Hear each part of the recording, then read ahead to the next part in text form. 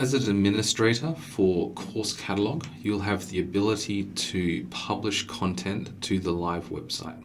So as the content owners or the heads of learning area make changes to the content, you'll be notified about the changes to the pages. So when it comes time for review, you'll log into your account by going to the bottom of the course catalog and clicking Staff Login. You'll then hit Federated Login and log in with your Microsoft credentials. Your accounts have already been set up, so you should have the privileges necessary to do the work that you need to. So once I'm inside my section, I don't need to modify to each of the pages and see who has modified what. I can go to Content on the top left. I can then go to Moderated Content, and then I'll be able to see all of the teachers who have made changes to content. So if I click on this AP Chemistry, which this user has updated, so hopefully this will say the head of science for this AP Chemistry, we'll click on this one, and then I'll be able to review and see the changes that they have made.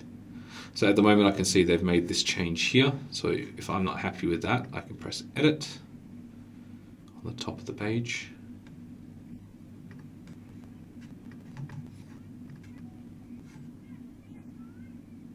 So once I've hit Edit, if I go to latest version, you'll be able to see what it looks like. If I hit Edit, I'll be able to change what needs to be changed.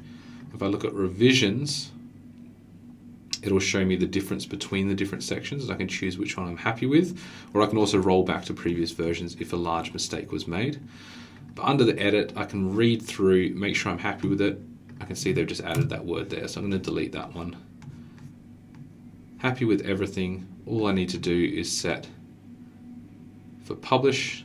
If I need to send it back to the teacher, I can say revision needed, and that will send it back to the teacher. Otherwise, I can hit published and save. And then from there, this version now becomes the latest version, and it will be live on the website. So this change has been made, it's now published, and everyone in the world will be able to see it.